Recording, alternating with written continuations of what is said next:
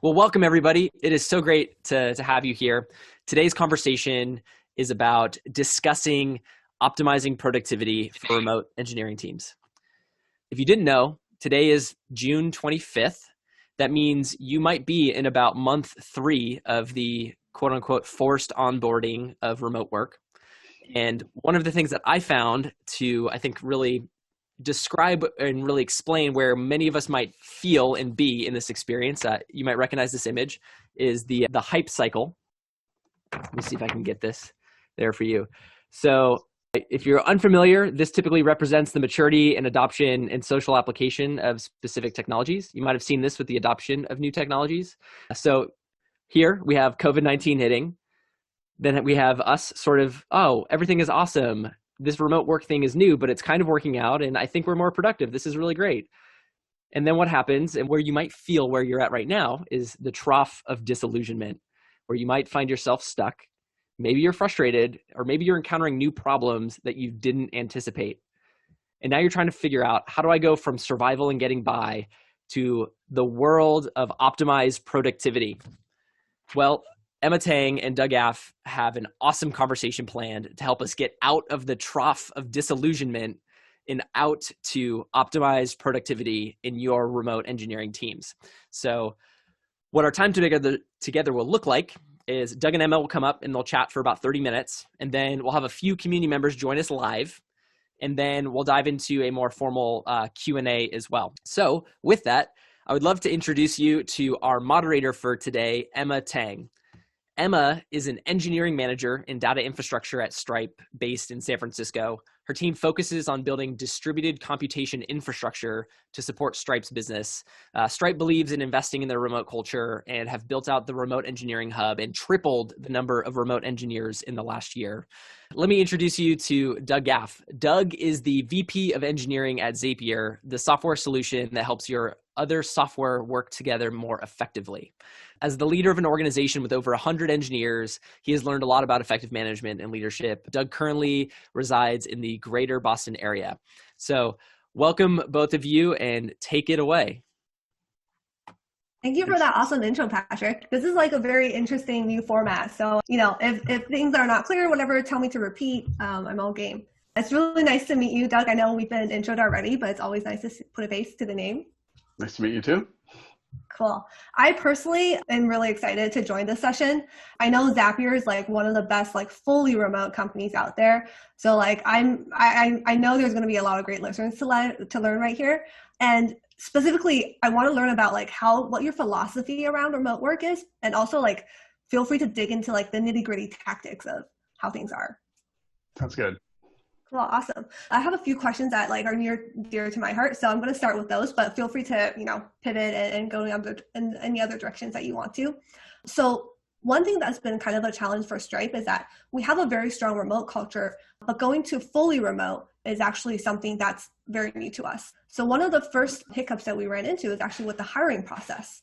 We have a very specific hiring process. There's a lot of like showing off the office and like having the recruiter walk them in and out, flying them over. And that's all changed. From your perspective, in terms of hiring, what are some best practices for remote?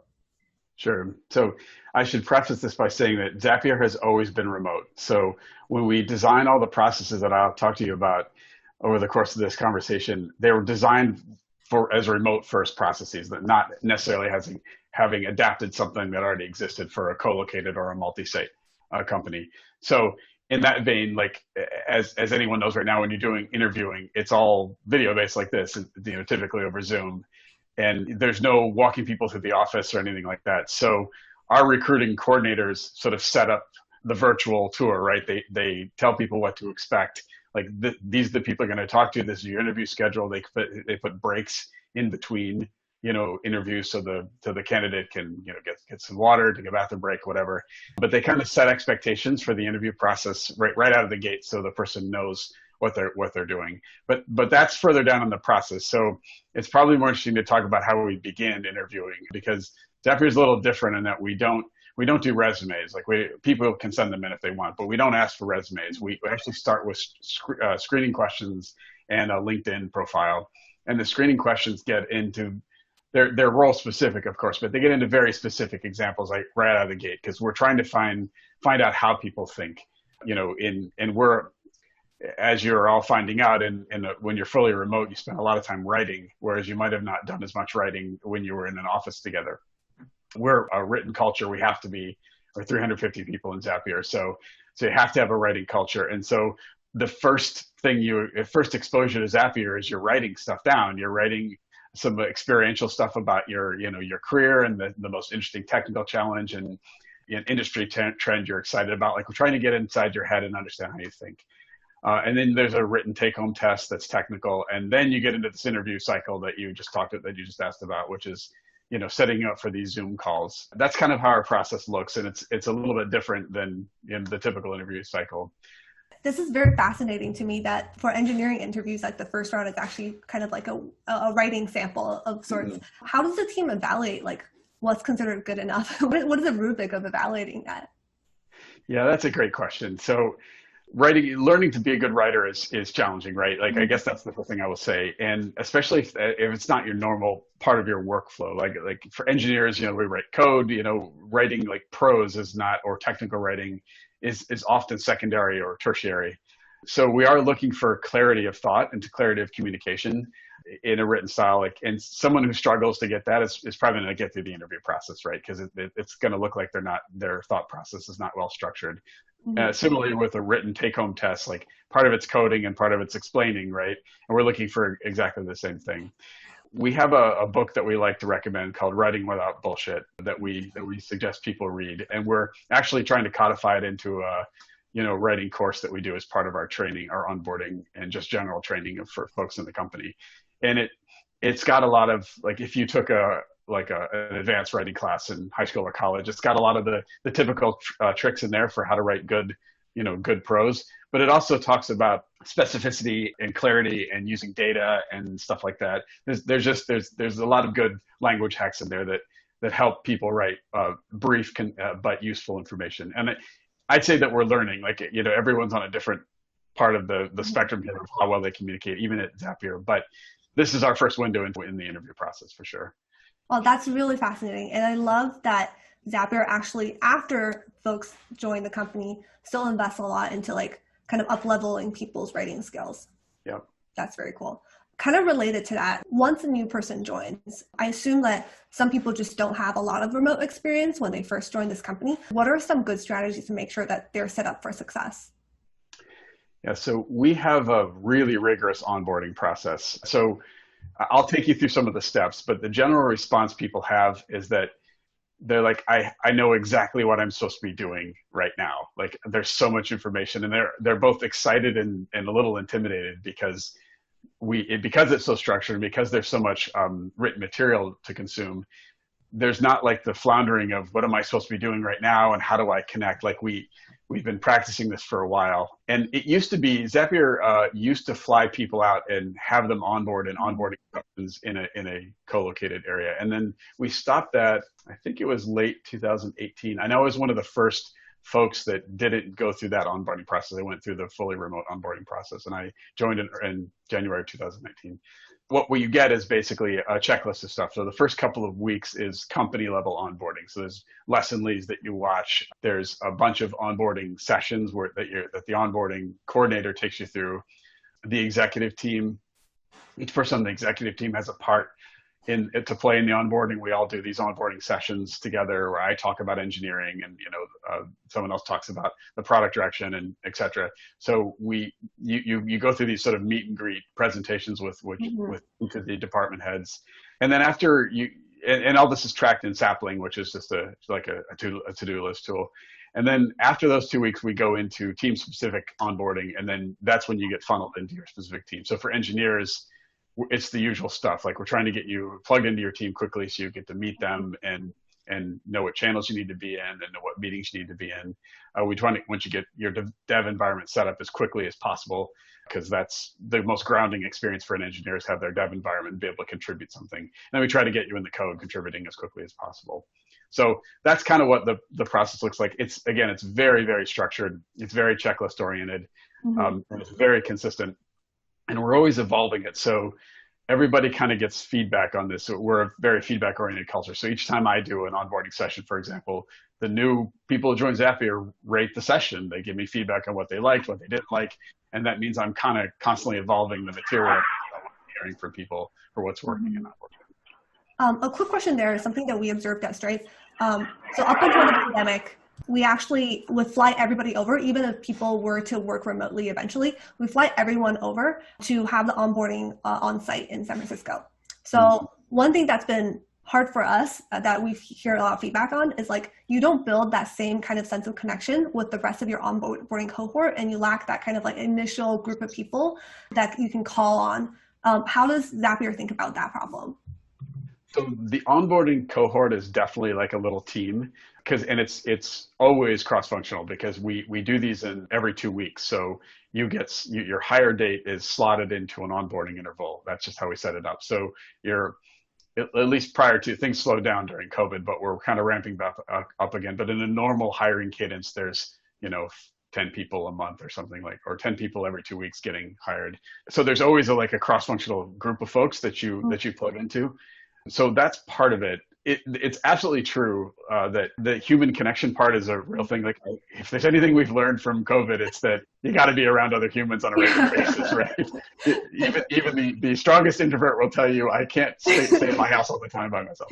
So we know that's true. And so in Zapier's case, we have multiple retreats a year. So we have 2 company retreats a year and a departmental retreat per year. This is back when we could travel. Like we're not planning this again until we're past the pandemic. But typically speaking, the worst case scenario is you could be 3 months or so before you would actually see people in person and meet people for the first time.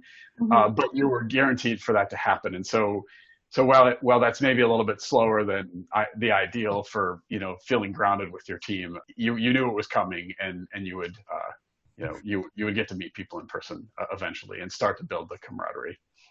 That makes sense. On Stripe side, we do something similar. For each team, we have team offsites every quarter, and we have an annual company offsite where everybody gets flown in. Very expensive and hard to manage at this size, but we still do it. Yeah. And obviously not this year, but every year we still do it. And then the other thing is for specifically remote employees that are not usually remote, we actually have a stipend for them to come in at least every 2 months, and they can choose to come in even more frequently at every month.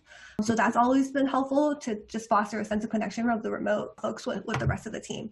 I think someone asked how long are the offsites? I think they're a week long. They're actually a little bit more than a week. We fly international folks. Zapier's in 30 something countries. So we fly the international folks on Saturday, so they have some time to adjust the time zone typically. And then everybody else comes in on Sunday, and people typically don't leave until Saturday or Sunday of the next week. And the Saturday is a free day. It's a mixture of a big party and lots of useful sessions, right? But the Saturday at the end of a retreat is a free day, and there's usually a variety of things that are company paid for that you can do as a group as well. So they're pretty big events that we schedule because they don't happen very often. They're pretty big events. Mm-hmm, mm-hmm. Now we're talking about offsites. I'm curious, do y'all do remote offsites in these days? And how does that usually go? What's worked and what's not worked? Yes, this is something that I've experimented with since I took over engineering here. I've done it twice now, and we called them remote retreats. What it really feels like is more like a hackathon. So I can only speak for engineering. I'm not going to try to cover the other departments, but the engineering retreats feel like hackathons. And so the way we structured it is essentially people contribute a bunch of different project ideas for things that they want to spend the week on, and the instructions are, completely clear your calendar. There's no product deliverables. There's absent a major outage or something. There's no, production work that we're going to be doing, and decide what you want to work on. We organized around teams. So we said, you don't have to pair with your team, but because, like I said, we're in 30 something countries, from a time zone perspective, your teams already know how to work together from a time zone perspective. So we encourage people to organize into teams, and some people floated around, and then people just did a hackathon essentially. So that's the thing that's worked the best. The first time I did it last year, we tried to mix in retreaty style things like keynotes and workshops and stuff like that. And they weren't as great. You can't replace the camaraderie of an in-person event, Yeah. But sometimes it's better not to try. We did have a happy hour and stuff, but again, happy hour is a different hour. For when you're 24/7, it's a different hour. So Yeah. um, that doesn't totally work either. But we still tried some of it. It's better to acknowledge that you can't do some of those things and Mhm. instead play to your strengths, which is we just cleared our calendars. We've got a bunch of ideas. Let's crank on some stuff for the week. And we did like 25 different projects in Wow. the retreat we did a couple of months ago. So That's really incredible. Awesome. I'm going to pivot a little bit because I know people really care about like some tactical stuff in terms of like communication, ensuring that it's clear, ensuring that it's high bandwidth, ensuring that things are coming across the right way. For a lot of us going fully into a remote, it's like a very new world for us. Like what are some tips and tricks for us to ensure the communication piece is there? yeah, so I mentioned earlier that Zapier is a written culture, and it's a reading and writing culture. So you have to like to read, and you need to get good at writing to sort of be successful here. That's a muscle you have to develop. And we have a lot of things that are structured around this. So everybody writes a Friday update, for example. So it can be short and sweet. Like this was my top priority for the week. Here's what I got done on it. Here's what I'm planning for next week. And maybe a little bit more stuff like people talk about what they're going to do on the weekends, which is kind of a social thing. Like, here's a window into my personal life. Here's what I'm going to do on the weekend. Yeah. But we have an internal blogging tool that we built to support this. It does other things, but one of the things it does is it provides a structure for writing these updates. We do written documentation for all decisions. So we'll create a DAISY framework if we've got to make whether it's a technical decision or a major team restructure or something like that. We create a DAISY around it so that we gather input around the decision and people feel like they can we typically structure a few different options and people can weigh in on the options, but that's also very written focused. The other big thing is that in co-located companies or in multi-site companies, hallway conversations tend to dominate, right? You have these serendipitous conversations and they produce information. Those don't happen obviously in a fully remote environment, but you can still get sort of one-to-one kind of conversations that happen, whether it's over Slack or whether you have a Zoom conversation. And a really important part of translating that for visibility is that when something like that happens and it's applicable for more than the two people who had it, you have to be really deliberate about popping into a public channel and saying, hey, we just had this conversation. Here's a quick summary of what we talked about. Here's the actions that we're going to take next or whatever. But you really have to kind of constantly be thinking about communication in this whole process. So most people have the structures in place for this already in their company, even if you're normally in an office together. So lean into those structures really heavily right now and make sure you're writing a lot of stuff down and spreading it as widely as possible would be my advice. Yeah, that makes so much sense. At Stripe, we've always had a very strong remote culture, and we like to say default to transparency. So if you're having a conversation, you're making a decision, if you are, just got out of a meeting with other stakeholders, like always put in a place where there's maximum transparency. So public channels over private channels, emails over Slacks. So anything that you can default to transparency is like really important for us. The other thing that what you mentioned rang a bell is we have this thing called decision logs where even for small decisions on the engineering side, we log what we considered, why we made that decision, and whether it makes sense to reconsider it at a different time. So in that case, when there's like new teammates joining, they can have a sense of continuity to see what's going on. Yeah, that sounds exactly like our DAISYs. It sounds like you're doing exactly the same thing. Yeah. The other thing I felt was really, really useful, and this is not directly related to communication, but like when you're in the office, you kind of just hear like random conversations going on and you kind of pick up on clues and choose what's important to you and what's not. You have to be much more conscious of it when you're working remote. You have to like pick what's important to you and set notifications to ping you on certain things. So we have a lot more get alerts on different things going on just to be more like contextually aware. Yeah, for sure. One of the things, a piece of advice I give to people when they start at Zapier is part of the art of working here is knowing what you can ignore, figuring out what you can ignore, and figuring out what you need to pay attention to, because we also have the default to transparency value, and quite literally everything is public. Like the only private channels in Slack are hiring channels and manager channels. Everything else is public, including the company financials. So pretty much anything you could possibly want to learn about, you can learn with your accounts in Zapier. And you can't consume everything. There's too many Slack channels. There's too much information. So you got to balance that. So yeah, I do think transparency is awesome, but it also means you've got to filter really well. Yeah, that's right. Melissa asks, where does the decision logs at Stripe kept? Is it in Google Docs, How do you ensure that's easily searchable? So this varies team by team, unfortunately. A lot of teams decide to keep it in Confluence, which is what we use for our documentation. That's probably the easiest accessible place. So every team has their own team space, and there's usually decision logs associated with each system that they maintain. Cool. All right, so now we're going to a little bit more of I think we touched upon this a little bit, but in this new world of everybody being fully remote, how do we ensure that, engineers still feel connected to what the company is about and feel like just connected to each other as well as to the company as well and the mission? Yeah, this is probably the hardest part of remote work, right? Feeling connected. We have a variety of things that try to simulate this, right? The retreats, the in-person retreats are certainly an anchor for us. Like getting together and seeing people in person, discovering how tall or short people are, like that's probably the funniest thing, right? You can never really tell. For many people, it's the first time they've ever seen their team in person, right? So, so there's a lot of socializing that happens there. So in the spaces in between those things, we have a variety of things that we do for connectivity. So generally, like making sure that you're doing okay falls first to your manager. Like we put a premium on one-on-one time. We have training on it, like how to do good one-on-ones, and you're expected to do them weekly with all of your direct reports. And it's your manager's job to make sure that you're feeling connected, that you understand your responsibilities, that any concerns you have, that are being addressed. Like the people management side is there's more requirement, like when you're in a fully remote environment.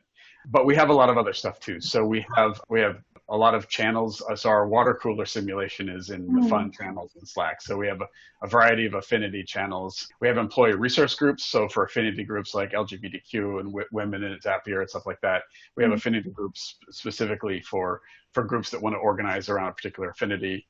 We have donut chats, which are the automated pairings of chats that you get together with people that in the company that you maybe haven't met. We have mental health channels. So people that are struggling with mental health stuff like anxiety or something like that, they'll come into these channels and just talk about how, if they're having a bad day or they're really struggling with something, they kind of talk through it and other people give them support. It's a very sort of empathetic environment that we try to create. Again, empathy is one of our core 5 company values too. So we really try to weave that into the culture and the behavior of everyone. The other thing that we do is we try to set clear advice on work-life boundaries in the remote world. So it's in all of our onboarding presentations, and we call each other out on it. Like if I'm working late and I'm on a Slack channel, one of my directors would be like, "Why are you working? Like, go away." So that kind of stuff, that's really good behavior because again, it's a 24/7 company, and you can always find somebody working here. And you got to be able to turn it off. So these are some of the things that we kind of do to both take care of people and maintain connectivity. And then of course people still do like beer Fridays virtually and they have, gaming sessions and stuff like that. There's a lot of spot things that happen in the organization. That's super interesting. So we're still kind of learning the ropes of going fully remote here. So I think the first instinct that many companies actually go to is like, we need to schedule more synchronous hangout things so that people can kind of simulate what the office feels like. So we have a lot of teams right now that start to do these like synchronous hangout Zoom sessions where people come in and out. Some teams are like kind of trying out the GitHub thing where they play music in the background and people just work on their own laptops the whole time and people can talk if they want to. So for us, it's kind of paradoxical, but like after we got into the pandemic, because our, just human interaction is so limited outside of work, the main source of human interaction actually is kind of coming from work. And we're also doing less work stuff and more of like just hangouts and like game time and all that. That's so awesome. in a sense, it feels like it's a good chance to like feel even more connected or build that connection even stronger for folks within each other and also with the company. So that's been really good. We're still trying to figure out. We've tried icebreaker video. We've also tried like code names. These are all pretty good options if you want to. Code names, yeah. We've done that too. We've tried the hang out in a room together and just chat when you want to chat. Definitely during the retreat that happened quite a bit as well. Yeah. And different people have different working styles. I'm definitely one of these people who likes to be around people, so remote work is somewhat of a challenge for me. And so, non-pandemic, I would just go and sit in a coffee shop, even if, if I didn't have a lot of, meetings or whatever that day, just to just kind of physically be around people. And so we have also tried to experiment with that. But again, different people need different needs there, I think. So. Yeah. I'm curious about that. As an extrovert, when you first went full remote, what are the most important things that you kind of had to change or mindset that you had to set in order to set yourself up for success? Really have to be deliberate about people time for me. Like I have to schedule it. So I would schedule things after work. I live just outside of Boston. I'm right on the subway line. So I would go, I'm going to go meet somebody in Boston for the evening or something like that, or schedule something locally here in my town outside of Boston. Had to be really deliberate about that and kind of force myself, even if I was tired at the end of the day, saying, this is important. Like this will give you a second wind. So that's definitely for me one thing. Like I said, going to coffee shops and sitting around people is also really helpful for me. Just so it feels a little bit like I'm in an office that way, even if I'm not actually talking to anybody. And I certainly thrive on the retreats. Those are a lot of fun as well. That makes sense. Yeah, as a professed introvert, honestly, this has been really great for me in a lot of ways. I've become more productive in a lot of ways, but I still do miss hanging around people and being in the office. Yeah. One thing that I felt was really interesting when I was reading up on Zapier's approach to measuring productivity is there's these concepts at Zapier that is useful to understand, like how the team is doing, like kind of to keep a pulse on things. I was wondering, as the VP of Engineering, like are there specific metrics or tools or processes you use to gauge whether people are being productive or not, especially in a remote setting? Yeah, so this is an evolving thing. We're still learning how to do this. This is kind of new to my arrival here. I've been trying to better quantify productivity and outcomes and stuff like that. So we've always had something called change logs, they're like release notes, but it's more formalized in that blogging tool I was talking about earlier, where people announce stuff that they're doing, whether it's customer facing work or internal facing changes that they're releasing. And those come weekly. Like there's a topic in our blogging platform where you can read about change logs. So that's kind of what we've had up to this point. What I was really interested in is more what I would call innovation accounting. So I want to know how much time we're spending on fixing one set of bugs or technical debt versus how much we're investing in initiatives versus how much we're dealing with some new architectural thing. Like I'm trying to get a better sense of the spend across the organization. And so we're just doing, JIRA labels right now, but we're ingesting it into our business intelligence system to try to better map out how we're spending our energy. We're also doing some portfolio management experiments right now where this is, so I talked about measuring on the back end. This is more planning on the front end to just do a little bit better mathematical planning up front for how much time we want to spend on things. And then we can look at how much we've actually spent on the back end. This is working so-so. Like to be totally honest with you, it's not fully baked yet. Like we have pretty good labeling so far. We have reports and certainly my leadership team is looking at them, but I don't think they're at a point where they're explainable to the entire company because there's still the granularity is not right. Sometimes it's too granular and the person who's not inside of that particular product area is not going to know what they're talking about. And sometimes it's not granular enough. So we're trying to work through that. One part of what we're trying to do though is we're going to try to take that information and then use it for capacity planning. So we launched something called a waterline analysis last year, which was basically, here's all the stuff that we're working and here's all the stuff we want to work on. And we only have capacity for stuff above the waterline. So the charts in Looker have this exact view. Here's the stuff above the waterline. Here's the stuff below the waterline. And the idea when this is working well is we can look at the portfolio that we planned. We can look at how we're actually spending and we can have priority conversations. Like this is above the waterline. This is below. Is that the right priority? And can we flip them? But again, this is very much a work in progress. Like it's not, we're still kind of baking it and getting the disciplines built around this. So it's not perfect yet. Maybe one more thing I'll say, we launched SLOs this year as well for all of our services to make sure that we have a sense of security and performance, reliability, that kind of thing, so that we have a mathematical measurement for what we think good is supposed to look like, so that ultimately we can keep an automated measurement if we do a big change to the code, like to the Zapier editor, and suddenly the SLO on performance drops or the measurement on performance drops dramatically, we'll know that we violated the SLO and we need to go back and see what happens. So that's another thing that we're just putting in this place now. We have most of the measurements ready to go, but we haven't got the adaptive behavior yet to say, oh, something broke, we need to fix it. But that's generally how I'm trying to keep a pulse on things. It's mathematical because the company's 350 people, right? The engineering team's 125. Like it's getting to the point where it's harder to look at a spot area and get a good sense. You really kind of have to look at it mathematically.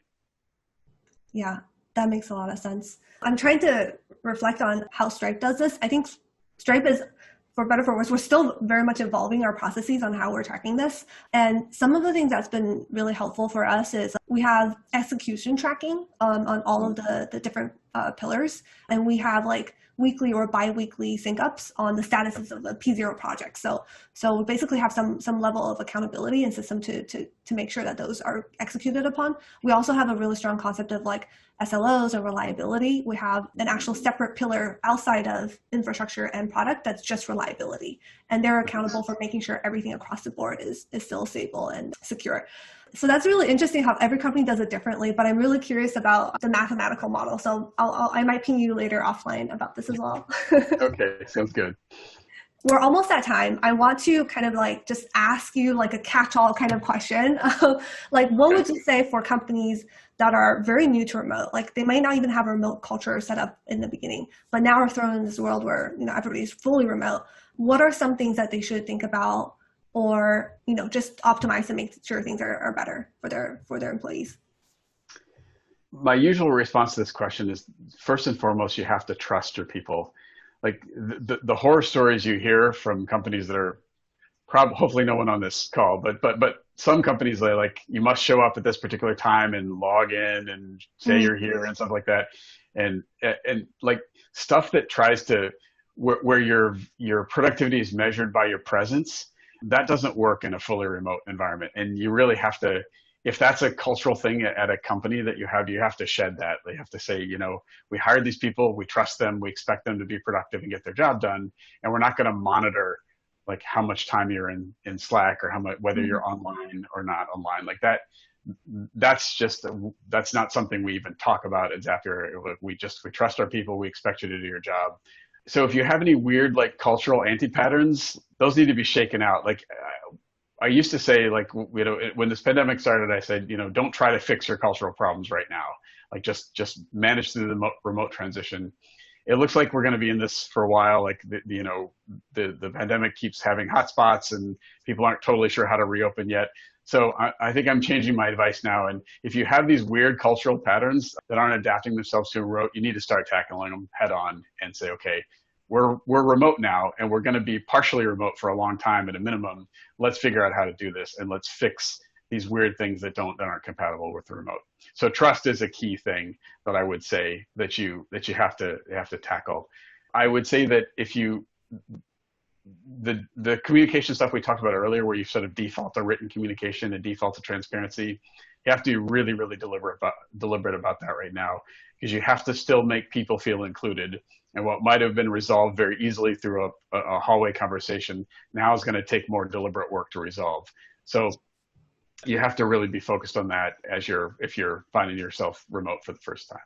So those are a couple of things that jump to mind for me that I would focus on. Totally makes sense. I wholeheartedly agree with that, especially about editing your culture, default to transparency. At Stripe, one of the other things we do, which is exactly in line with that, is like setting things right in the beginning. So our onboarding process is also super rigorous, and we're very careful about the message we're giving to every single new hire that joins in, that we are writing oriented, we are remote friendly, we care about building this trust and not having this culture where everybody needs to be online the whole time. So as managers as well, you have to kind of repeat the message often to make sure that it really sinks in. And once it does, everybody does live that culture. Yeah. Another thing, I like to believe most people are good at this, but start off your one-on-ones asking how people are doing personally. Like just check in with people's, lives. Like everyone else, like some people have it worse than others working from home. Like some people have daycares are closed, schools are doing remote learning. Like that, places extra burden on parents. Some people are like by themselves completely all the time, and loneliness is ratcheting up. Like, you got to really check in on people's mental health too. Should be doing that anyway, but it's especially tricky right now. So I would add, don't forget the human component to this. So we're not just workers for the sake of work. Yeah, very, very +1 on that. Thank you, Emma. Thank you, Doug, for a rapid fire deep dive into things that help optimize remote teams. We have a ton of questions that have come through the Q&A. So with that, Henrique, come on up and dive into your challenge. Thanks, Doug and Emma. This has been very helpful, very actionable items I learned from this discussion. My question is about preventing burnouts. You briefly touched on some of the tactics you have to prevent developer burnout, but can you elaborate a little bit more? We have developers that like to over-deliver, right? And they're stuck at home, they can go anywhere, and they have the tendency to just work the whole day, right? And they get burned out. Can you elaborate on your strategies to prevent that from happening? How do you spot it? How do you handle it? How do you have that conversation with the developer? So we've sometimes spotted it and sometimes we haven't. Like, that's what I'll say to you first. Like, we had one person who resigned a couple months ago who was burning out and we didn't see it happening. So it's tricky for sure. There's obvious like technical things you can do. So if you see pull requests and stuff like that happening at odd hours, and also happening during that person's normal working hours, they're probably putting in extra time. And if that's happening regularly, that's a good sort of mathematical indicator. If you see them on Slack a lot, it's strange hours too. Like I mentioned earlier, like having one of my directors saying, "Why are you working?" And I said, in fairness, I was sitting in my living room having a glass of wine, so it wasn't totally working. But he still said, "You should stop working and go do something else." So holding each other accountable for that is the second thing I would look for. And then the third thing is, it's really, really critical for the manager to like legit check in on how the person's doing. Like, ask them about, how's work-life balance, especially right now.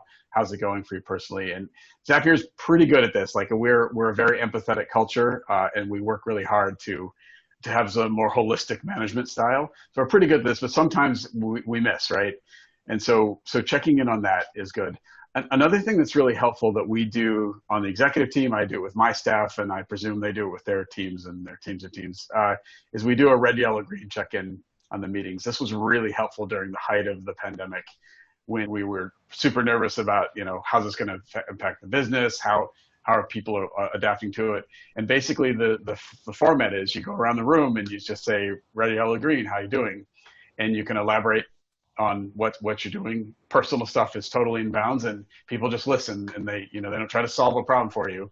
And so I might be like, I'm red today. I didn't get any sleep. I'm stressed about this thing. I'm not sure I'm going to get it done, or this thing's happening personally. I'm worried about a friend who's not well, and it requires a certain level of vulnerability, and you've got to have a trust comfort level. But that's another thing. Like, as leaders, the best thing you can do is demonstrate this kind of behavior so that other people know it's okay to do it. So that's what I would say. Yeah, I super echo the part about really checking in with folks to see on a human level, like, how are they doing? Are they burning out?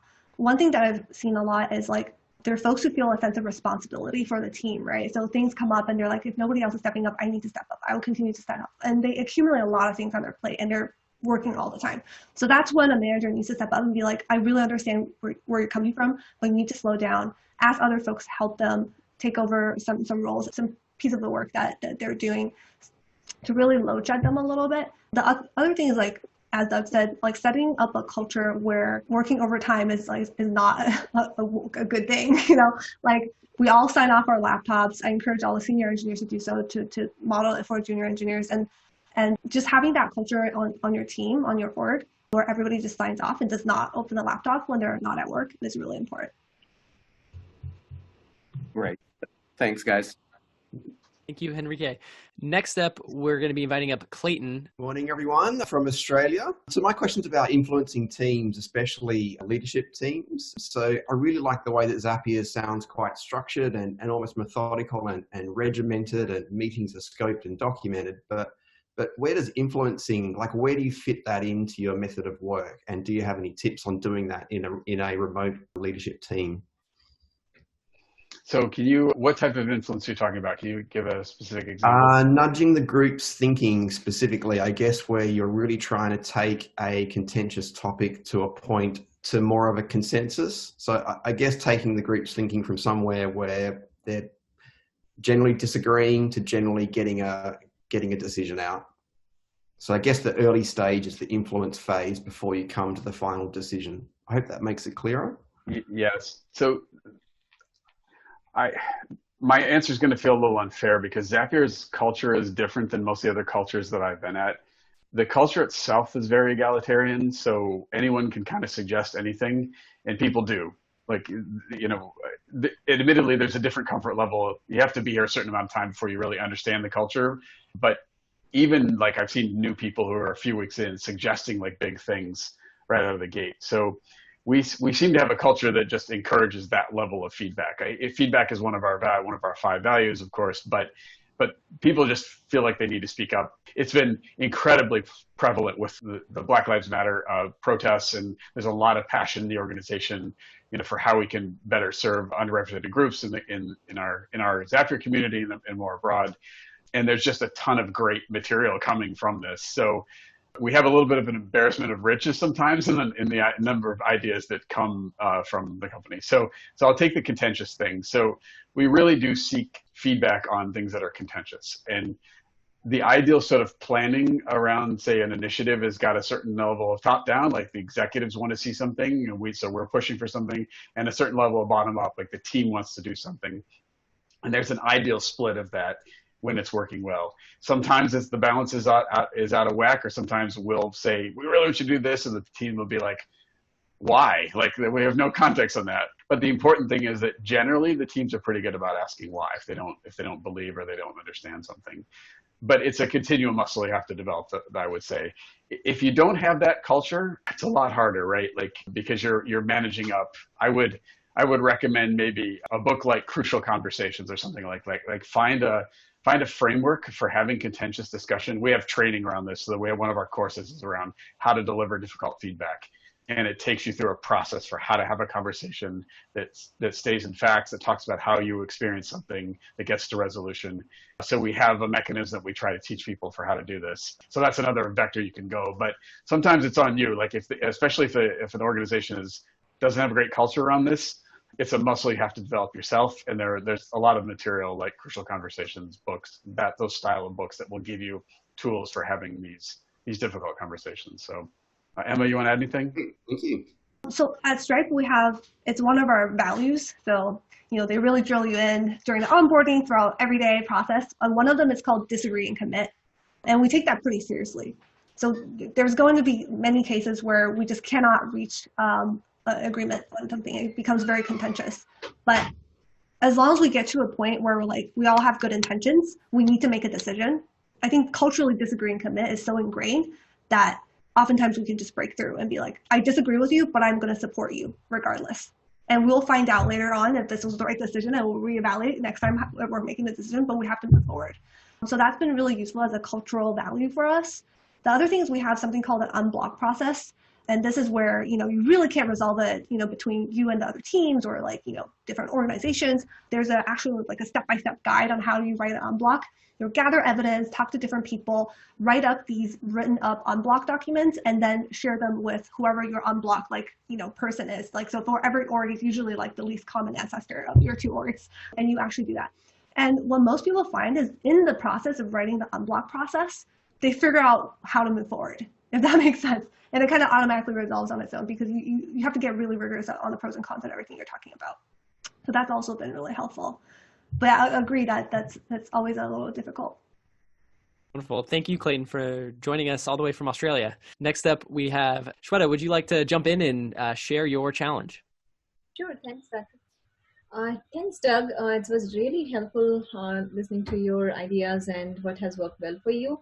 Since we have moved remote, what I have started observing is more postmortem recently, and that's clearly telling something is wrong in our quality processes. We were a company where QA and devs were sitting together and getting things done.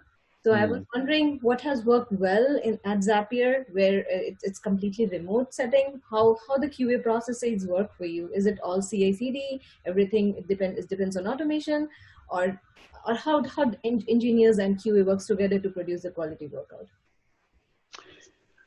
Yeah, so we definitely have a fully automated CI/CD pipeline. We have a suite of tests that run. Nobody can commit directly to production. Nobody can push code without having somebody else review it. So that's all true. So the process basically is you get something done in a development branch, you create a PR, someone else has to approve it and merge it. Then it goes to the CI/CD pipeline for automated testing. It's not perfect though. Like because we're in the process of moving away from a monolith, right? So it's one giant big backend code base and front end code base right now, and it's possible. It's hard to test some stuff without it being in production. So we certainly have incidents where we push bad code and cause some kind of outage. Maybe it's just a bug in one particular area. Sometimes it's a bigger deal than that. Teams try to put good test coverage into the automated test suite. We're working on a more feature-rich staging environment so that people can do more stuff, more testing and staging. That's not fully done yet, but we're working on that. And we're also separating stuff out from the monolith so you can have more isolated changes. We use feature flags as a cheat a little bit here too. So we'll put some stuff behind a feature flag and then we'll push it out and you can turn on the flag for some people. That's really helpful for testing at scale. Like if you're not sure if something's going to scale with the number of users we have. So those are some of the tricks that we do. We've never had a traditional QA team. I guess I should say that. Like that's not something, we don't have a step in the process where it's done and then it gets QA'd and then it gets released. That's not how we work. Each team is responsible for their own quality. What quality engineering does is all the tooling to support the tests, but they don't, and they've built some end-to-end tests to sort of to do some of the work, but it's really on each particular team to own their quality. Is there any tool which has worked well for Zapier around quality or around processes? We use GitLab for our CI/CD pipeline. That works well. In terms of testing, like we have some homegrown stuff for the end-to-end testing that we built ourselves. We're experimenting with front-end testing tools right now, automated like Selenium style tools that we're looking at right now. But there's not, quality is a shift left thing, right? So like you have to build it in earlier in the process and not try to catch it at the end. Like so a lot of what we're talking about now is how to build it in more upstream before it gets to the point where a test is failing right before something's trying to deploy. So I think that's where our focus is. I've used like traditional QA in the past at other companies, but that's not how we work here. So. Awesome. Thank you so much, Shweta. George, you are next. Can you jump in and share your challenge? Process related, maybe recommendations around communicating priorities and how, especially when it involves multiple groups and teams. So what, any recommendations around that? Yeah, so I mentioned the sort of bottom-up planning process earlier in the call. We do a quarterly roadmap planning, first of all, that's what I'll say, and the teams build, and by team, I mean the team and their engineering manager, product manager, and designer trio, leadership trio. They build their roadmap. But these roadmaps, they typically work in service of the top 4 initiatives that the company is working on right now. So in the executive planning process that we do in the fall, last year we planned for 4 big initiatives that we want to do across the company. And each one of these, most of the teams have something that rolls up into these initiatives. So from a prioritization perspective, what we do is we check on these initiatives monthly and we sanity check the priorities in them. Are we working on the right thing? Is it focused on the core of the initiative? For stuff that doesn't roll into initiative, we also do a monthly check-in, like a business review style thing. Like, okay, we're in this particular area. Like one area is our top of funnel work for how we get new customers into Zapier. There's a business review around that monthly where we also have a sanity check on the priorities, because like every other company, we have a million things and not enough people to do them. So you have to have this debate about what is most important. This is a kind of a new, like a new muscle. We've been really practicing this very, very deliberately in 2020, even before the pandemic. And we're getting better at it. There's still, I was talking to the CEO today about it. I'm like, I feel like I play whack-a-mole with this problem. Like we get things really focused in one area and then something pops up where too many things are happening in parallel in another area and you have to go deal with that. but it is, he said, this is tending a garden. Like we're trying to keep this focus and not have ourselves spread so thin. That's a philosophy here. Like we don't want people burning themselves out, which means we can't do everything. So we've got to pick the right stuff. So again, clear initiatives from the company. What's important to the company is the key here. And then clear connections between those initiatives and what individual teams are working on is the second thing. And then the third thing is having those regular priority discussions for the instances where there are conflicts of, who's working on what and what we have capacity to do. That's what I would say. Thank you so much, George, for your question. Doug, I'm jumping right into another rapid fire question. You were talking about innovation accounting earlier, and a lot of people have been talking about they're struggling with measuring and tracking. Are there any health metrics that you track for your teams? For instance, like developer productivity or developer happiness. Are there anything that you're looking at right now that helps you get a sense of what's going well?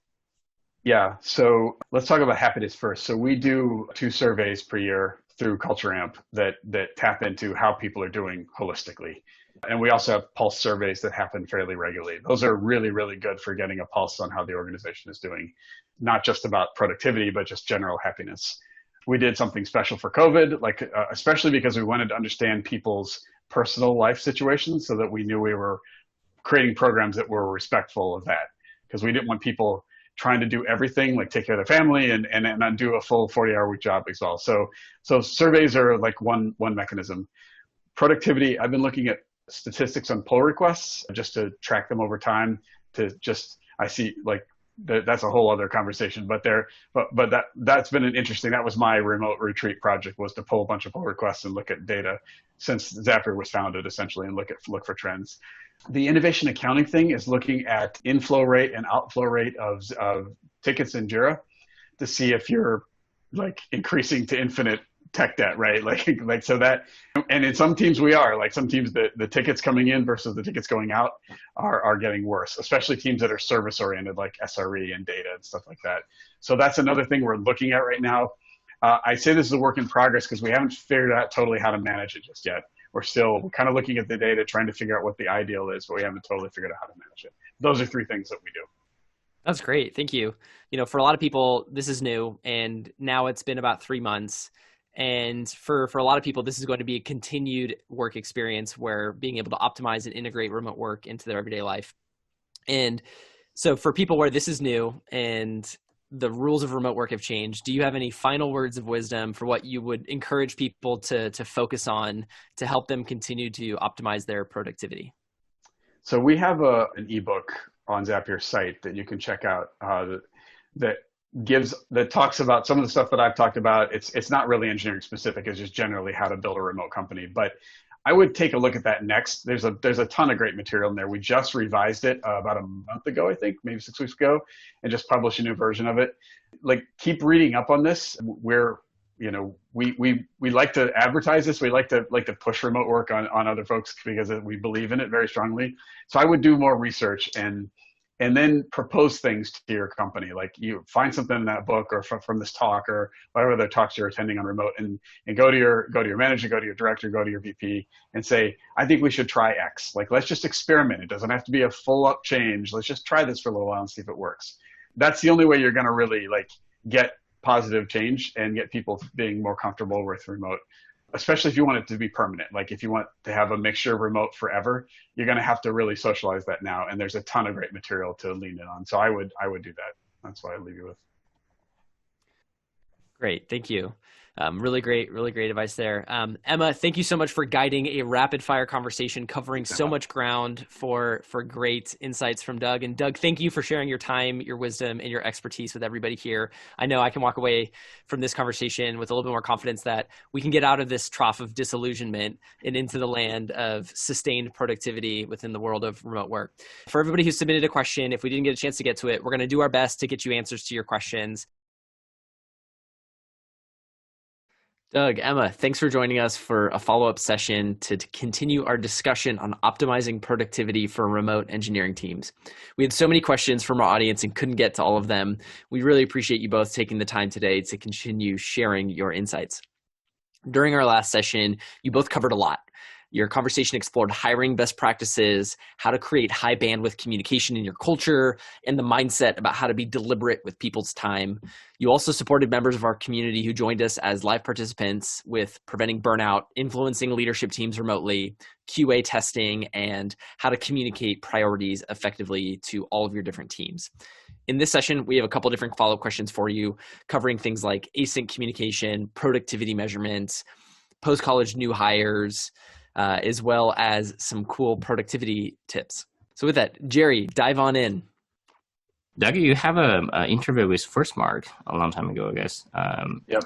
They're turned into a Medium article. And one of the things was covered in the Medium article was really fascinating, which is the concept of waterline, flow rate, and the Kaplan Meier mechanism or approach you're taking for measuring productivity. So do you mind share some more insights on that? I think a lot of people have a question about how to measure productivity. And that's the first step before you can optimize it.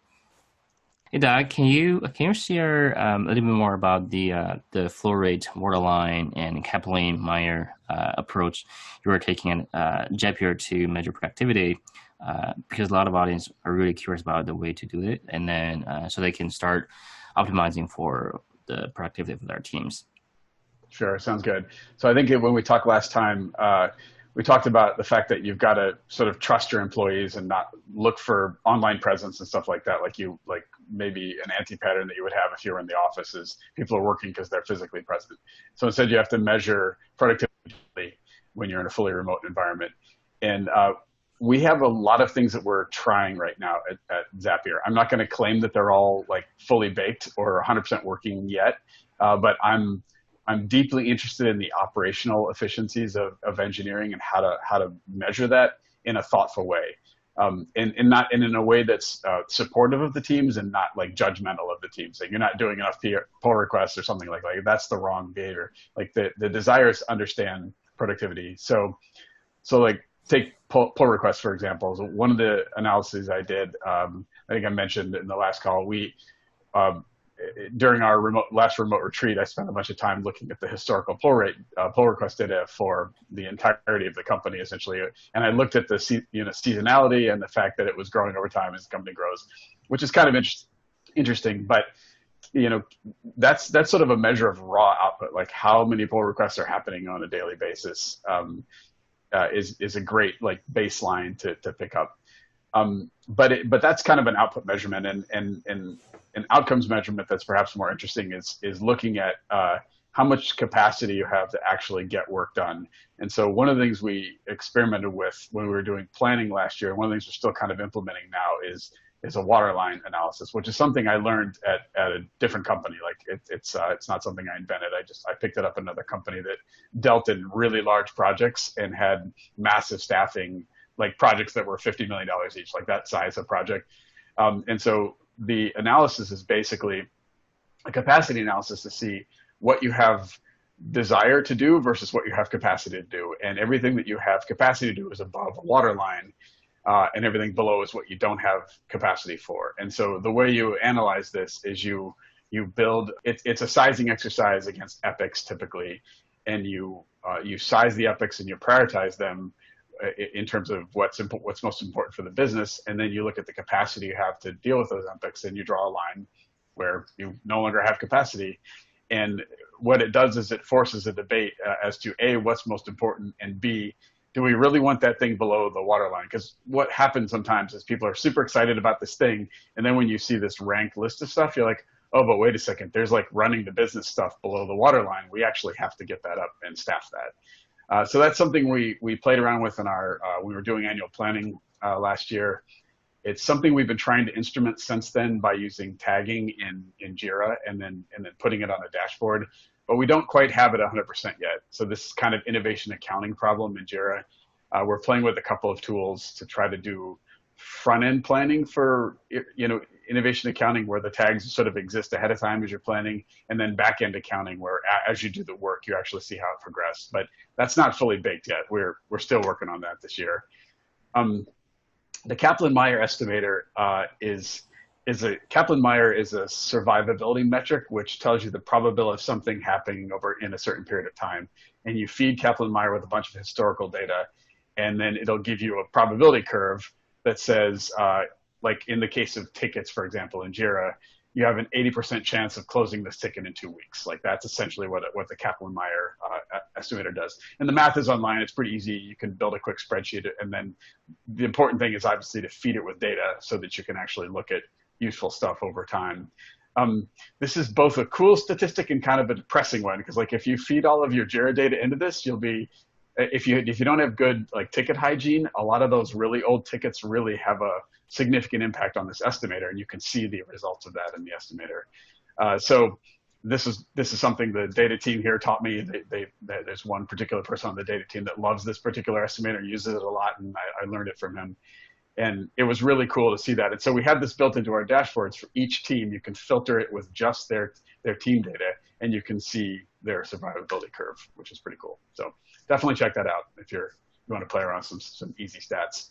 Yeah, I guess that can help you to catch a lot of abnormal things going on, because it's going to reflect it almost immediately on the metrics. Yeah, and ticket hygiene is it's like tech debt, right? It's a constant thing to maintain stuff, because if you're doing your job right, you're putting all your ideas in some sort of ticket management system, whether it's Jira or something else, but you also have to do the hygiene on that to keep track of it. And if stuff lands in the doing column, it stays there forever, or you get 9 out of 10 stories in an epic completed and you never close out the epic, that shows up in your data, very crisply as you start doing these kind of dashboards, and it forces you to start cleaning it up, which is good. Do you recommend people to have that prerequisite step to implement across the board consistently the ticket hygiene first, and then start leveraging this tool, or they actually can go in parallel? No, I would do them in parallel, because you don't know your ticket hygiene issues until you start running data, and then you start to see your ticket hygiene issues, and then it kind of forces you to do the cleanup. That's pretty much how we did it here. Like we started with data engineering, because the head of data engineering here on my team is also really passionate about this stuff. He's like, I'm going to try it first, and he's like, oh my God, we had so much cleanup to do. So you put the stat in first, and you'll see immediately what you need to do, which is super helpful. And how much work it requires to import the data?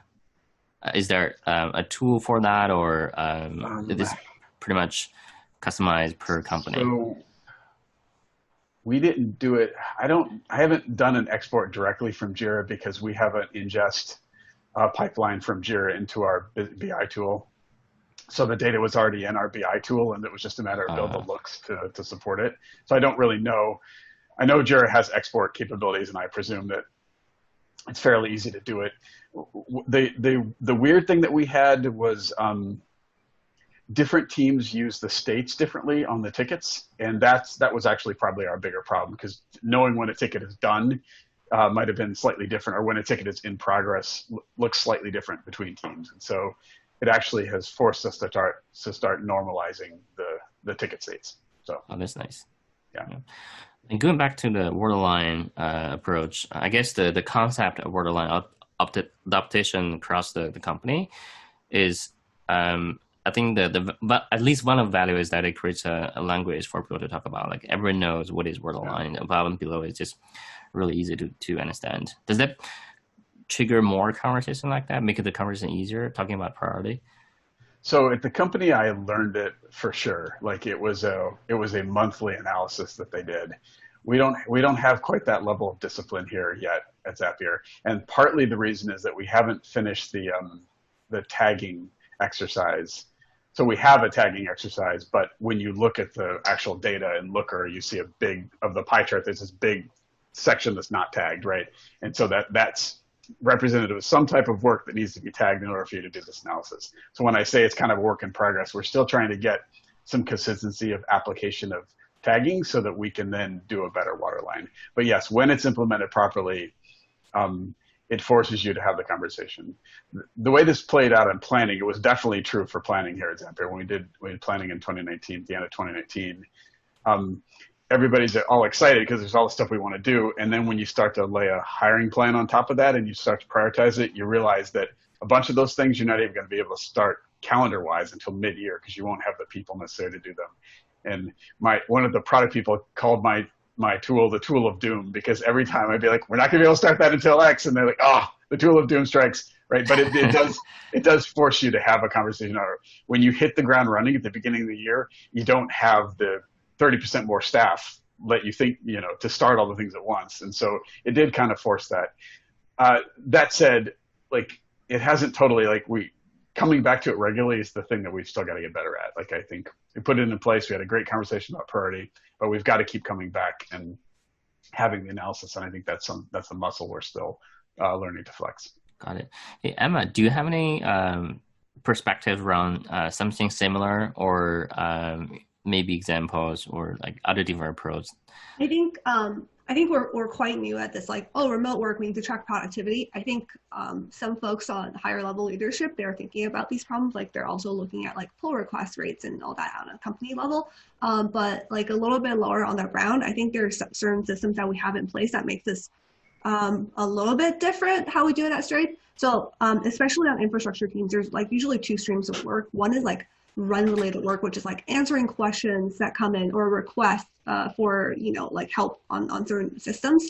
And then there's the project work, and we track those very differently. For the run related work, that's like just incoming work we have no control over, that's kind of just like random ad hoc, we use Jira much more. We actually do track how long it takes for tickets to close, who are asking these tickets, what's the rate of these tickets, are we accumulating more and more? Because it's very important to know whether we're becoming underwater or not, because we have no predictability on this. Whereas for the project side, we actually try to go up a higher level in that we don't track Jira completion or stuff like that, because as long as you hit the milestones on time, it's fine. It doesn't really matter how quick you close out certain tickets. So what we do at Stripe is before every project gets launched, there's a very rigorous project brief process where you lay out what the milestones are, what timeline you plan to execute on this, create Jira epics for them. And then we just track whether you hit the milestones or not.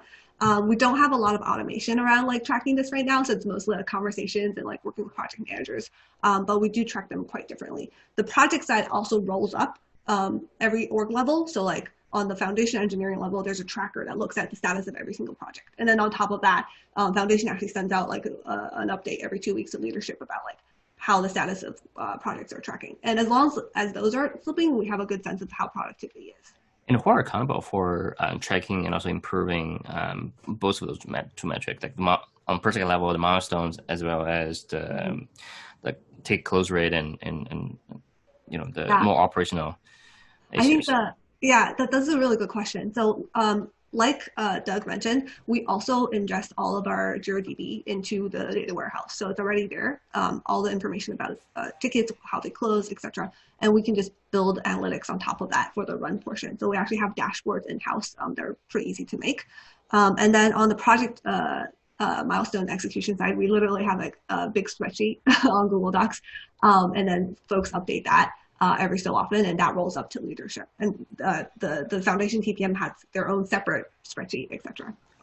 Does that mean that they're owned by their engineering managers and also by the product managers separately? On the project, the more project related things are owned by the product managers are checking those. That's right. The product managers and engineering managers are checking those depending on how each individual team does it. Sometimes teams ask their IC, the project leads, to update the spreadsheet. But the engineering manager is the owner of the status of the project. Cool.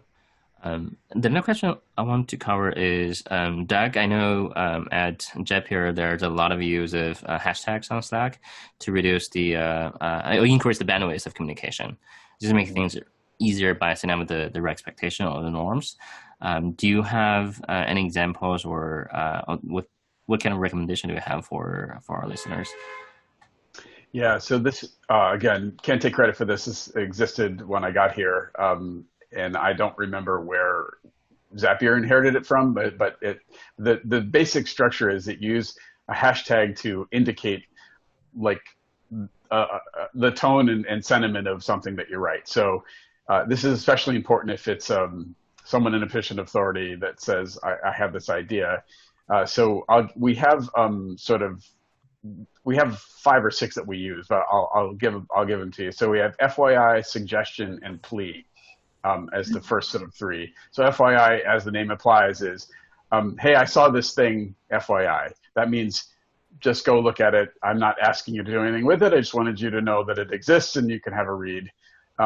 Suggestion is like if I say, suggestion, I think you should investigate blah, blah, blah. That's a, don't go do it. It's not a directive. It's something that I just think you should, you factor into your decision-making.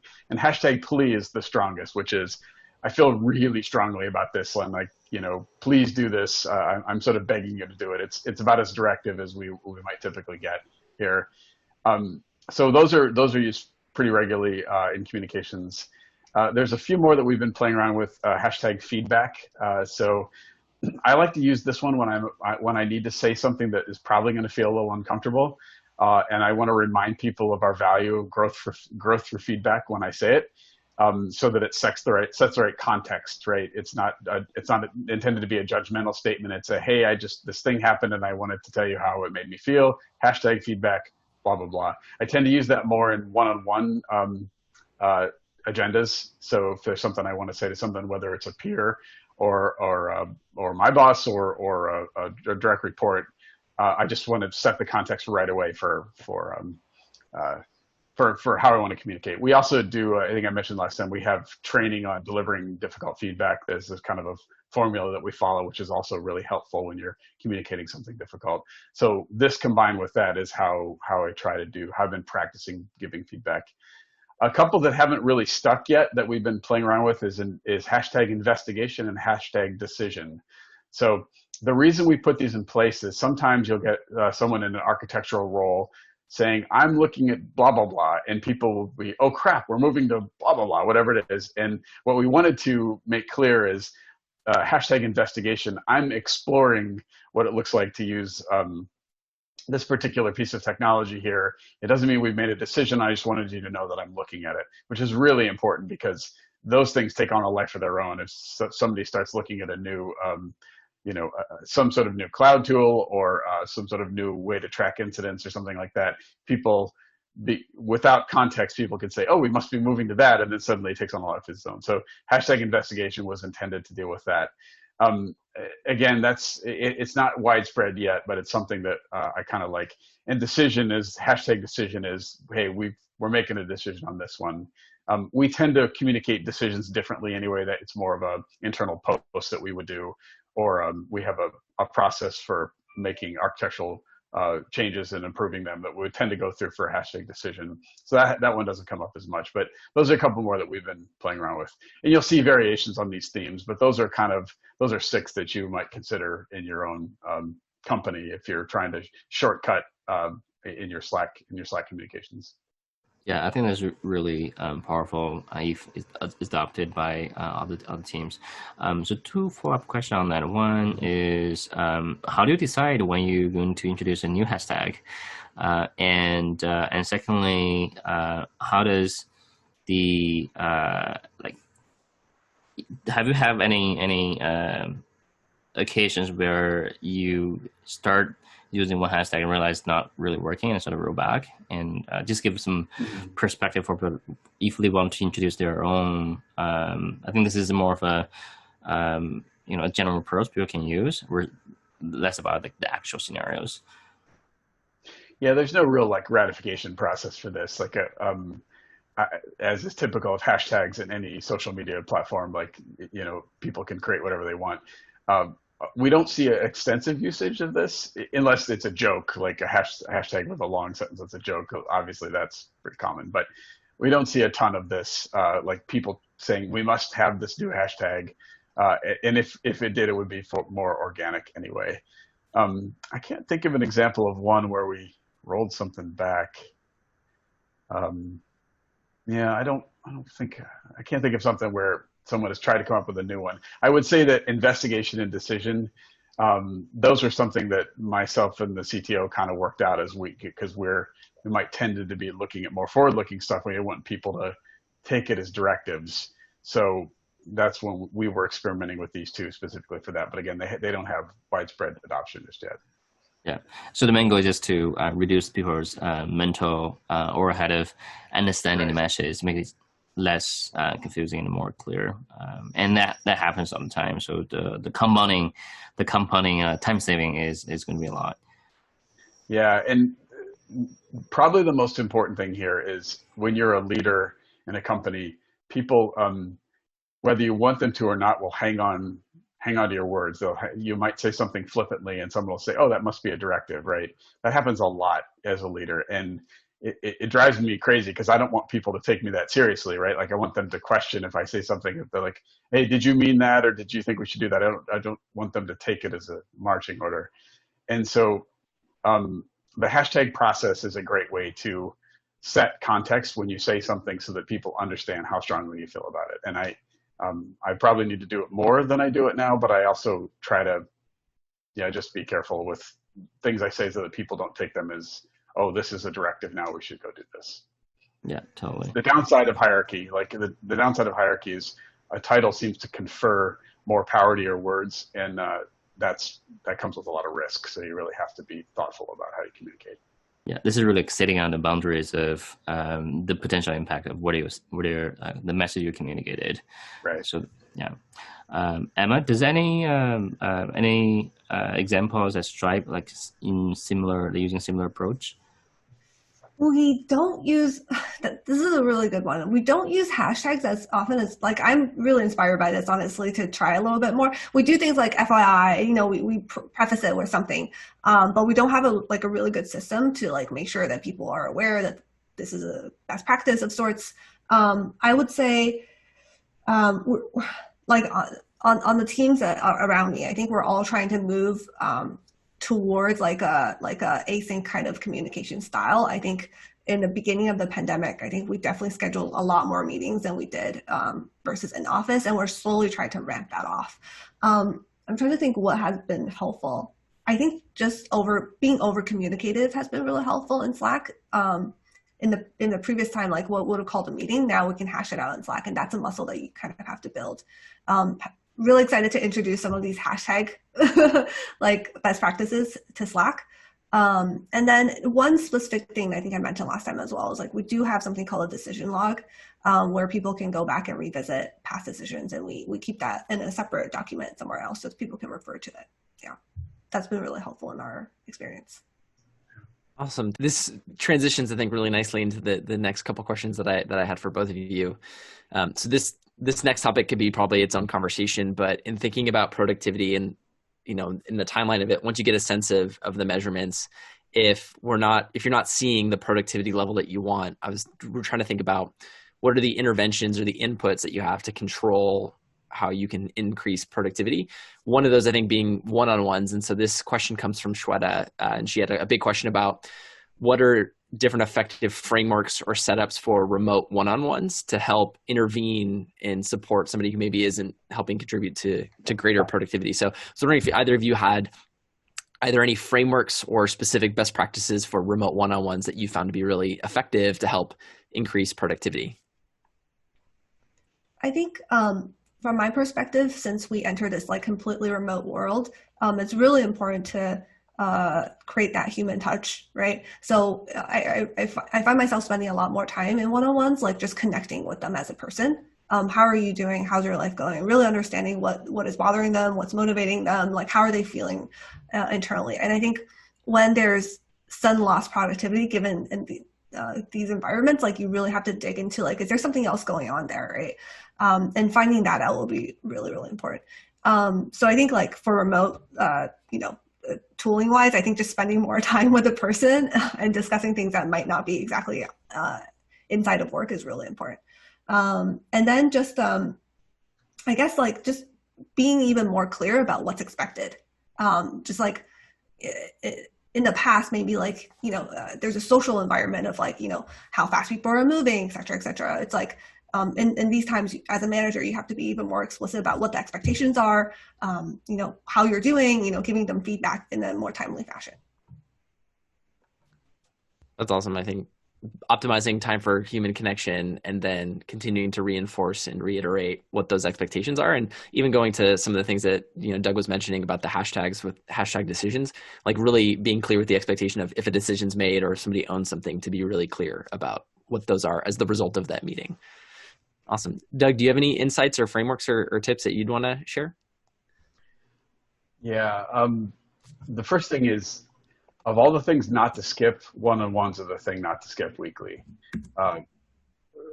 because there's no other contact point one-on-one, right? It's like, we're into somebody in the hallway or whatever. So we feel really strongly about this. Like it's a very conscious decision. If you're going to say we're not doing one-on-ones this week, or we're going to go to bi-weekly or something like that, that's a very conscious, deliberate decision to do.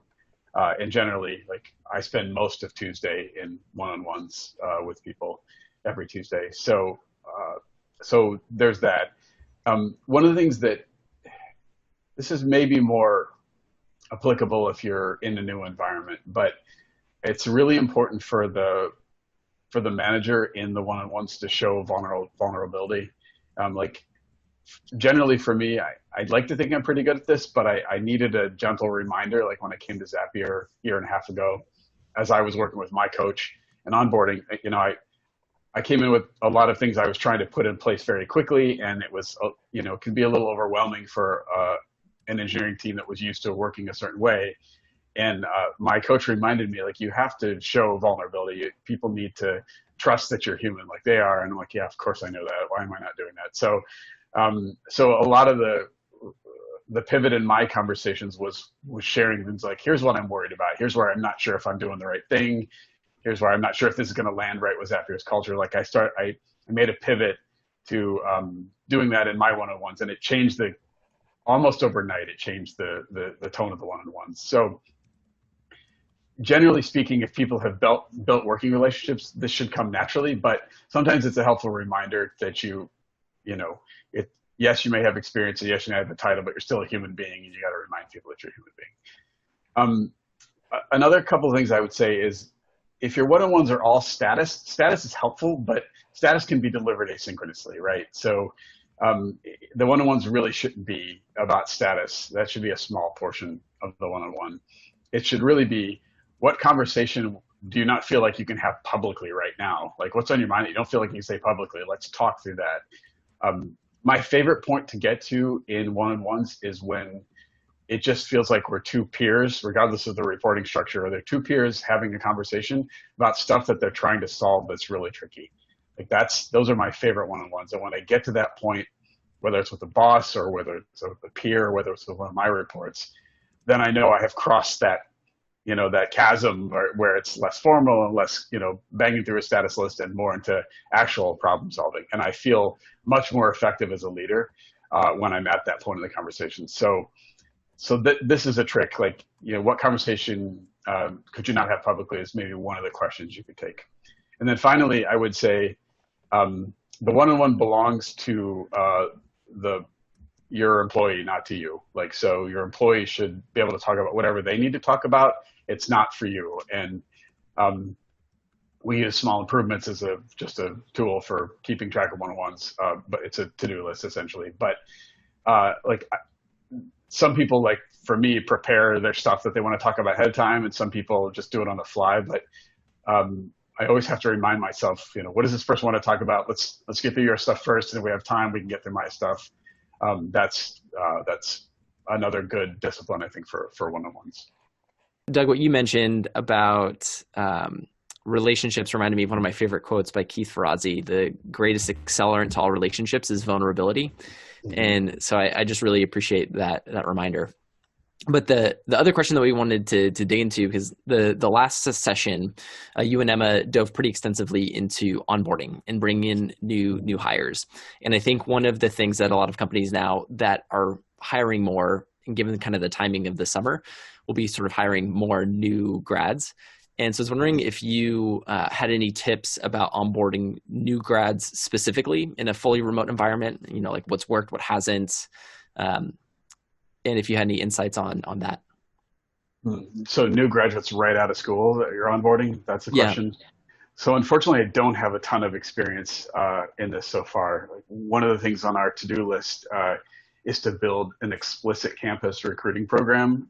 And while we've definitely onboarded new students, like, we want to make a systematic approach to it. I will say that the hardest thing is going to be learning to work remotely. It's not going to be the tech stuff, because that you just need mentoring for. If you have good documentation and good electronic communications infrastructure, it's not going to be the comms. It's just going to be learning how to sit, never having met your team members, learning how to sit in your apartment or your remote office or whatever and work. And that's a hard thing to fix. Like when Zapier was much smaller, they always onboarded in person. So you would always fly out to California, and because the founders happened to be living there, and there would be a onboarding session like in a living room, essentially, where you get together and you learn the company and spend some quality time. And that was a very anchoring exercise. As we got bigger, we started doing this remote onboarding, knowing that a retreat would be coming up soon and you get your face-to-face time then. Now that we're basically not able to travel, it just extends that period out. So I think some of the things we talked about in the last call still apply here. Like, there's a lot of care and feeding necessary when anybody starts in a remote company and they've never done remote before. So there's all the onboarding material, and then there's one-on-ones. There's getting up to speed as quickly as possible in the dev environment so that you can feel productive. And then there's bonding with your team in whatever way you can make that happen. I think that still applies to a new employee, new grad specifically. But I anticipate that as we build out a program for new grads, we'll probably come up with some other stuff that's specific to people right out of school that we haven't figured out yet. So definitely. 2 follow-up questions. So I think the challenge you highlighted, that for a new grad, it's more of the lifestyle of remote work that is going to be the big anticipated challenge. Do you have like the Doug Gaff remote work lifestyle tips or structure that you found to be really effective for you? Oh yeah, definitely. Let's see. I'll try to do them all from memory. But this is part of my onboarding presentation when I onboard people. So the first thing is to have a space to work. If you don't have a separate room you can work, that's okay. But you need a space that you call your workspace. And for the first 3 months of my first remote gig, I was working at the kitchen table, and I thought, oh, this is really flexible. I can go in the living room, I can go to the kitchen, I can go to a coffee shop. But when I actually took this is a tiny bedroom in my house that I turned into an office. When I actually built this, my productivity level shot way up because I had a place to go. And that, like, when I'm in this room, I'm working, and I have an on-air light that tells my family when I'm actually working, so that they know, that they can come in and grab something off the printer or whatever, but they can't really chat with me when I'm on a meeting. So that's the first thing. So create some dedicated space, and when you're in that space, you're working. When you leave that space, you're not working. And so the leaving the space is just as important as the coming to the space. So you have to bookend your day with some kind of structure. So maybe start at 9 and you finish up at 6 or whatever, but you try to be really consistent about bookending your day. Some people will schedule, like, I'm going to go to the gym right after work, and it's always on my calendar. I always have to go. Depending on where you live, that may or may not be an option right now, but something that bookends your day so you know to stop working is really important. We've had people burn out here where they just feel like they have to be working all the time because it's so easy. Like, there's no real difference. You just pull up your laptop and you can work from anywhere. So you really have to be structured about your day. Third thing is to establish a routine throughout your day. So and a routine throughout your week. So we maintain rigorous to-do lists. Like, that's really, really important when you're getting information flying at you all the time. I have to-do-lists that I use, but it's integrated with Slack. Like, I use a bunch of zaps to get things into to-do lists so that I can keep track of the work that I need to do. I have specific things that I do on each day of the week that I know. So Mondays have a certain dedication to them, and Tuesdays, Wednesdays, and Thursdays and Fridays tend to be more project time. Like, I really have a structure to the day that's really into the week that's really important, so that I know when I'm going to have time to do stuff. So that's definitely another thing. The other thing, a piece of advice I give to people is deliberately schedule social time.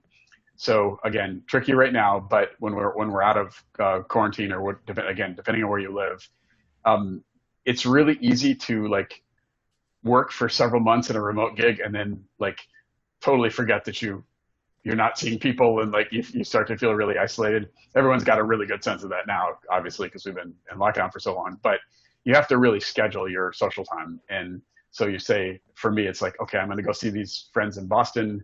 I'm going to schedule something locally, go have a drink with somebody. Really, really important to deliberately schedule that, because the serendipitous things like let's go have a beer after work, they don't happen. So those are some of the tips and tricks that we use. Maybe one other thing. This depends on the person, but if you find that you have trouble focusing sometimes, first off, focus management in general is a challenge in today's world because of the amount of electronic interruptions we get. So everybody kind of has to wrestle with this, whether you're in a remote environment or whether you're in an office. But be really cognizant when you're getting distracted. Like that's the first thing to sort of observe when you're finding yourself distracted. And for me, that might mean I need to go take a walk, or I need to shut down a bunch of windows, turn off Slack. Or sometimes for me, like I have this dual monitor setup, so I have this massive screen real estate in my office. Sometimes it means just going to the laptop screen where I can only look at one window at a time and really focusing on that one window. But whatever the coping mechanism you use to focus, the first thing is to observe when you're struggling with focus and to figure out why. That's another thing, right? Because otherwise an entire day can go by. You get to the end of the day and you're like, I didn't get anything done. And then you feel terrible, right? And so this is actually self-help, right? So you don't feel terrible. Focus on when this is happening, is my advice. I mean, such great reminders there, and I already immediately see ways that I can apply all of that. The bookending my day right now is probably the biggest area of opportunity, because I think Jerry can totally agree. There's so much of the limitless tasks you have to do can drag into everything else, and that's incredible. Jerry, what else do you got? Yeah, I think we have a few more. I think can be really valuable to get perspective from Doug. So one of the questions people ask is the etiquette of video conferencing. So what is the polite way for people to remind people to turn on their video? Some people they may not feel comfortable, especially the team meeting, and someone not turn on the video. You don't know whether they are they have a reason for it or not. And if you feel like struggle, it's not a big challenge, but it's sort of happening sort of all the time. Do you have any tips to give to people? So if it's a meeting of like 10 people or less, no one should be running off of video unless they give you an explanation. I think that's the first thing.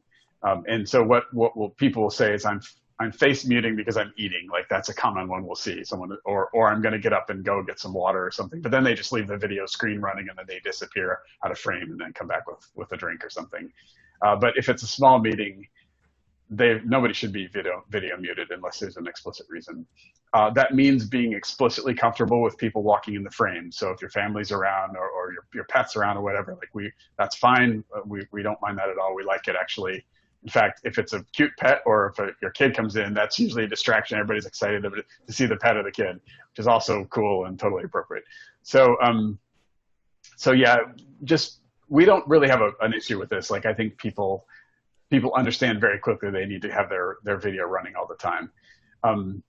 On big, like when we do our all company hangouts, there's a maximum possibility of 350 people. Not everyone is typically there, but they're at least well over a couple hundred people on each call, right? And that it really doesn't matter at that point. The important thing is to be listening, but a lot of people will mute anyway, mute their video anyway. And that one we don't care so much about. The audio muting is probably the one that's the trickiest. And you can tell, I'm on like Zoom calls that are not related to work too. And you can tell people that are used to Zoom calls versus not, because it's just an absolute mess when you get on a Zoom call. People are not used to video conferencing because, they're not muted and there's all this background noise and their computer's not set up right. You can't hear them. And all this just comical, like it's like being on old school conference calls, like when it's that bad, right? So we don't have that problem, thankfully. But generally speaking, past a certain size, people will mute. Everybody mutes, and then unless you want to speak, and then you unmute. And that's a little bit of a cue that someone's getting ready to speak if they unmute. On smaller meetings, we tend to all be unmuted because we're all kind of ping-ponging back and forth. And then another trick that we sometimes use is in the chat. we'll say next or hand for raising your hand. If someone wants to get a word in and they're having trouble getting a word in, they'll pop it in the chat. And that's when someone sees that, they're like, oh, so-and-so wants to talk. And then that's a nice pause if someone's been trying to insert themselves and they haven't been able to. That's something that I hadn't seen until I came to Zapier, and I really like it because if you're more on the introverted side and you're trying to warm up and it's hard to get your voice heard, it's a great way to insert yourself. Yeah. My last question is, what are the typical Zapier integrations you use to help yourself and your team to increase productivity? Oh boy, we have a lot of them. Me personally, I have integrations with Todoist so that I can send, they go in a variety of directions. So I can star a message in Slack and that lands in Todoist. I can send something to Todoist that lands in small improvements, that kind of stuff. Like there's multiple paths. The reason I use Todoist is it's a single keystroke to pop a window up and I can type a thought really quickly so that I don't lose it. So in the middle of a conversation with someone and I'm like, oh, that's an action item for me. You know, it's 5 seconds or less and I've given myself an action item, which I really like. Otherwise I would forget stuff. So that's Todoist, general to-do list integration, regardless of what you use, whether it's Asana or Todoist or Trello or something like that.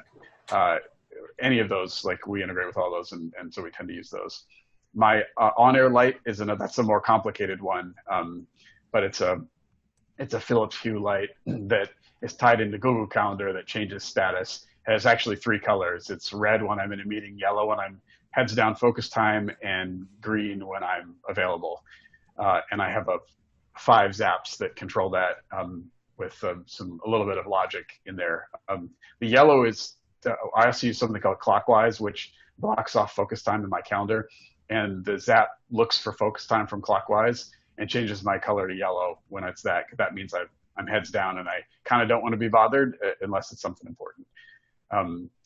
We also have Geekbot integrations for statuses like daily stand-ups, because a lot of our agile stand-ups are asynchronous because not everybody's in the same time zone. We have out of office status information that's automatically figured out from calendar information that will tell you who's out of office. We have a ton of feed channels that pull in all kinds of stuff from the deploy pipeline for incidents, code pushes, all that stuff is automated as well. Through Zaps and other integrations too. What else do I have? That's a pretty good, I've got social media stuff too. That's probably another big one. So to keep the tabs on what people are saying about Zapier, I have social media tags as well that will just send a message to me in Slack as a bot that will remind me if I see a tweet I really like it, then it reminds me to go retweet it. So that's another thing that I will use. Yeah, it's more of a push notification versus a pull, because it takes time to check many times a day probably, but this is more like you can react right away, but you don't have to do anything like checking the status. Yeah, and I'm a terrible Twitter user. Like I just don't spend a lot of time on Twitter, but there's stuff that I really want to amplify when I see it. So those are the kinds of things that I will keep track of. Yeah, and this is the value of all the Zapier integrations, because there are the automated things like this. Yeah, for sure. Definitely for us,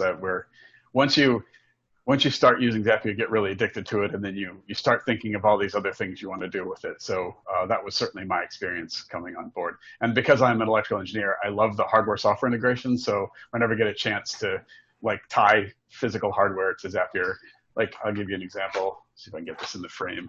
I have this little Stream Deck thing where you can press buttons and stuff happens. And I have these things tied to Zaps. So when I press a button, it calls a webhook and fires something off in Zapier too. Oh, wow. So, and this is dead simple to set up. You buy one of these things, you create a webhook on Zapier, you put it in the software for this. It's literally, it takes 30 seconds to set a button up.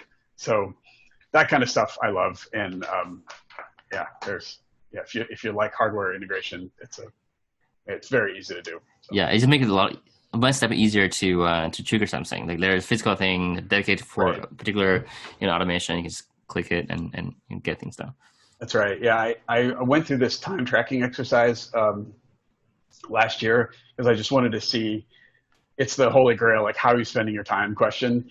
And so I built in Stream Deck, I just built like 6 or 7 different groupings of work and then some subgroupings. And then, but when I would start something new, I click a button saying I'm starting this, start the next thing, click a button, and it populated a spreadsheet, produced a pie chart. Like it was, the initial setup to picking the groups probably took the longest, but then analyzing where I was spending my time was super interesting, and trying to figure out if there were ways to optimize how I was spending my time. So that's maybe a little neurotic. I wouldn't necessarily recommend doing that, but generally speaking, like integrating hardware and software is pretty easy with Zapier, and it's a lot of fun. So Yeah. By the way, is that Zapier integration available publicly? The one that marks different how you spend time?